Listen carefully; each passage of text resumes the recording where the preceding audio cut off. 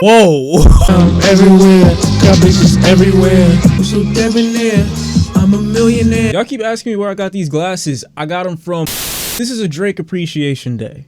And I decided, you know, it would be a Drake Appreciation Day before Valentine's Day, so that I could go ahead and just gush over the creation that, gush over the creation that is If You're Reading This Is Too Late. I should have pulled the vinyl out, because I don't think I've ever listened to If You're Reading This Is Too Late on vinyl. But I remember when this album dropped like it was yesterday.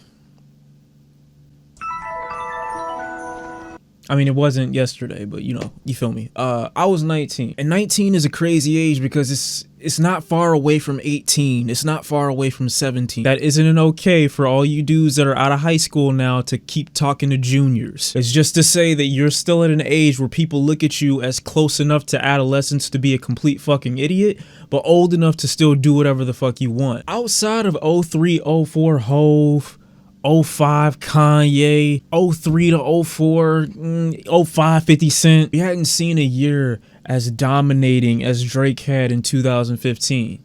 Like almost the entire year from February to almost the end of that year, it was Drake. Even well after that in 2016, it was just Drake. You know how hard you have to have your foot on niggas' necks, where one of the greatest albums of the decade can also release that same year and you still be called the most dominating rapper? Cause I'm a motherfucking legend, it's too late for my city, I'm the youngest nigga rapping, oh my god. Why do I feel like the only one? Oh my lord. Drake had niggas hitting licks in style back then. Not me, I'm wholesome. But I was on my laptop in the living room, minding my own motherfucking business. I was about to hop on FaceTime. That was when the iPhone 5S was still kind of popular to have. Looking back, that shit was criminally small, but everybody had to have one. I don't remember Apple Music being like a thing yet. I don't even remember how I knew he dropped. It was a shift in the air, like everything had a line. The universe told me at that exact moment, yo, stop everything you're doing and just search his name for no reason. I had no reason to do it. I was like, wait, I wonder if he dropped some music. And I was right. Found a link with a free download. Played the first song and walked outside immediately, like I had just gotten news that I had this like horrible disease or something. I was petrified because I thought I had died and I like woke up in heaven or something. I called up Dog and I was like, yo, it's time. You know, all of 2015 I was getting off. Wait from a nigga. I got girls in real life trying to fuck up my day. That bar hit different. But Drake dropped this a year late, because in 2014 was one of my most emotionally devastating years. I had my lung surgery in 2014. I got a plate thrown at me for not doing something that I should have done with some chick in 2014. I was out of commission for 4 to 6 months in 2014. And even while I was recovering from surgery, bitches was calling me like, where you at? I'm in the bed. Oh, that's okay. I'm with so-and-so anyway. No, you're not. No, you're not. Stop fucking lying. Shit popping with my family too. What he said, I got real shit popping with my family too. Anybody who knows me personally knows my family situation. I got my moms and I got my sister, and that's really it. I ain't close with nobody on my family side. It's just true. I took this personally. Just to show me they ain't really friends. Vex girl, she the female version of me, but they virgins to me. I asked them how many people they been with. Girls would even ask that. Don't worry about it, sweetheart. Only thing I never understood about a track like Energy, despite how much I loved Drake for releasing it, was how long and readily artists would just so casually say they had enemies, like, and they were close to them. I'm a very confrontational person, and so if I see things that I don't like, I won't stop talking about them until the situation is deaded. I'm not one of those people that sees somebody do something weird one time and I stick around for the remainder of the movie. No, you're weird. He put me on a defining thing. Running through the 6 with my walls. You know how that should go. You know how that should go. You know how that should go. Should go.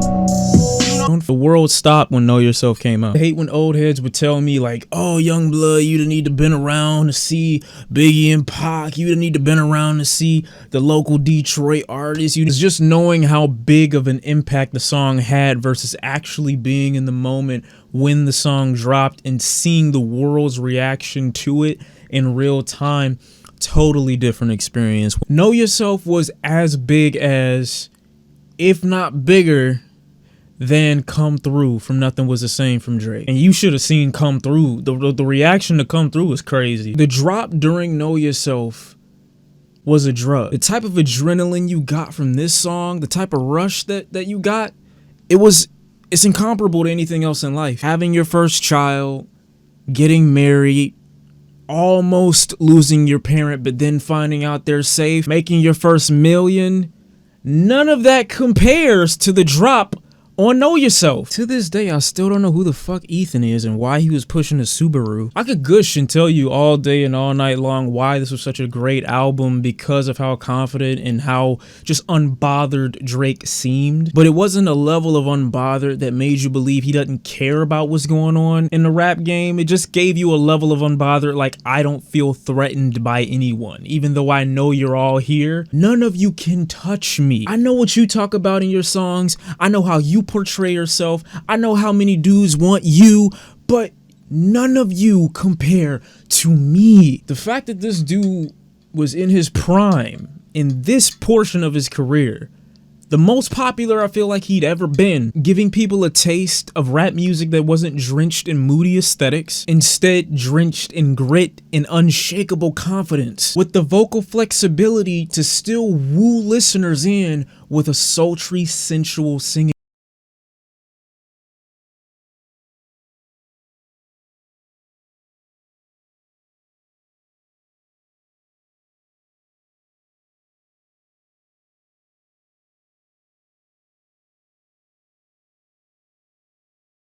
I can't use that excuse now. Were you having relationship problems at this time?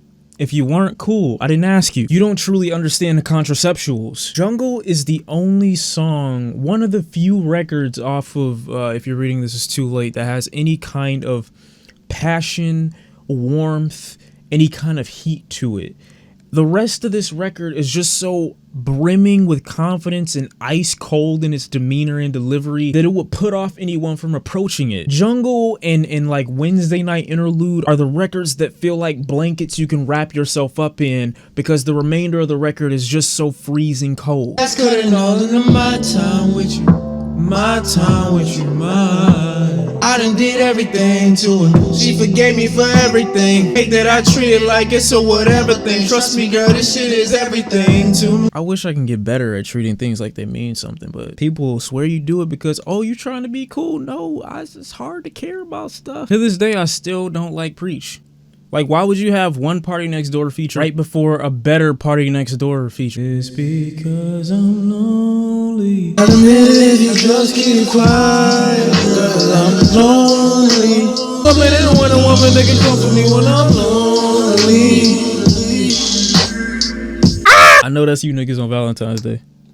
I'm sorry, I imagine this being one of my favorite tapes in a year where we also got To Pimp a Butterfly, DS2, a Rodeo, Scarface album that year, Mac Miller dropped that year, Meek Mill was dropping crazy bangers. R.I.C.O was a huge moment for Drake in 2015. Oh my god, I forgot about that. Summertime 06 from Vince Staples. I want to do a separate video about Summertime 06 because that is one of my favorite albums. It might not make my like top 100 albums of the decade, but that was still a great album. In a year where we got all that, I think Earl dropped that year too. It was a crazy year. In a year where we got all of that, this mixtape was still one of the best. This was back in the age where I wouldn't allow a song to finish. I would just keep restarting to my favorite part. So it took me close to a week to even find out that there was a Wayne feature on Used To. I didn't find out No Tellin was on this album until a year later. No lie. Real nigga, you couldn't have made it there. Woo! You don't understand and it's me and nothing. Yeah. I'm fucking blowing up. Shaq posting up on niggas that I used to have posters of. This was Nav on Yosemite. Used to, man. Drake was the only rapper I honestly believed for a time. Y'all don't know, but I had a pretty negative experience with rap music growing up. Because of how much the people who are around me, my elders, the few of them that were around, would tell me, I don't want you to get so wrapped up in rap because we know that so much of it, at least in the mainstream for a time, was kind of appealing to people because it told a story about a lifestyle. Oftentimes it wasn't true about the MC that was on the radio. So it was a great deal of music that I was barred from listening to and that I wouldn't want to listen to because I just didn't find it believable. You got friends dying between the age of 11 to 15, 16, 17 years old. People in your family that got gang affiliation. You don't want to listen to a song where you have to wonder if the dude who's rapping to you is telling the truth or not. It's aggravating, it's infuriating. So since I couldn't tell who was telling the truth or not, I just kind of stayed away. When I listened to Drake in 2015, and don't get me wrong, this was years after I had kind of abandoned a piece of that mindset. It felt so good listening to his music because it always felt believable. It always felt honest, even if it was cringy. And I know people will probably say, well, what about the ghostwriting? Till this very day, I still don't know what that means. I remember my first retort to this argument was, even if there were ghostwriters, I couldn't picture anyone other than Drake performing these songs, singing these songs, rapping these songs, delivery with these songs. But then if I get into the technical aspect of things, everyone was credited when it came to the writing that he got and the help he got from Quentin Miller on If You're Reading This Is Too Late. I wouldn't say he's the greatest writer of all time. He definitely isn't, but I just don't think with the type of music that he makes, he would need to have a ghostwriter. I'm sure not every bar that Kendrick Lamar has ever spit was 100% written by him. I'm sure there's a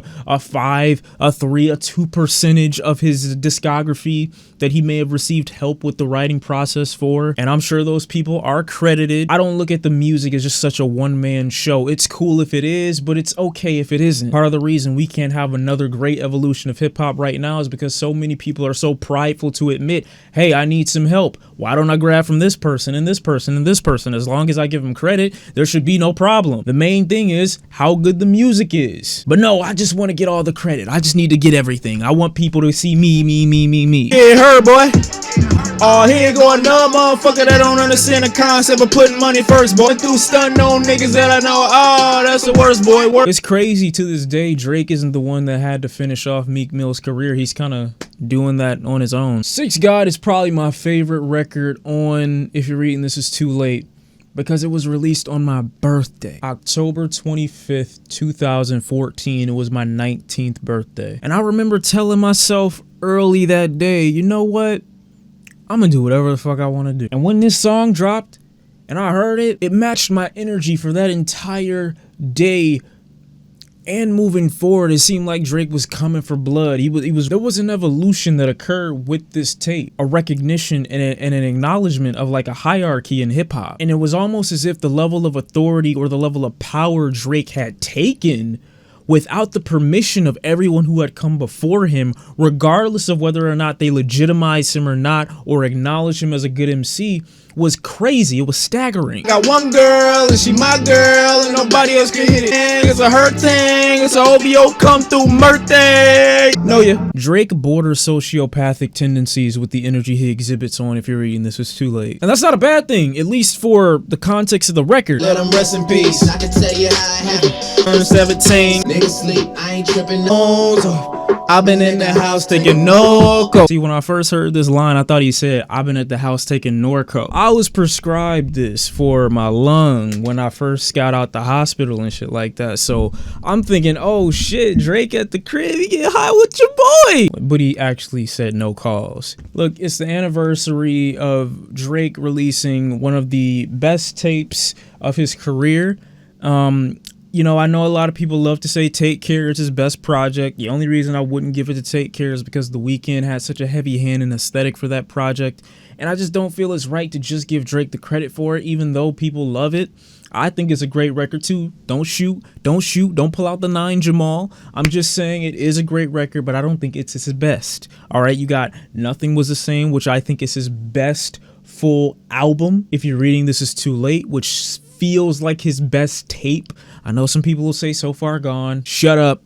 You're wrong. Tin Bands was such a great song, and it's so funny because I loved it and I was broke at the time. Like, not $0 broke, but you probably not copping the whole fit that day kind of broke. Anyway, this is pretty much the end of the video. Had some good times reminiscing about some of the memories that I had when this project came out.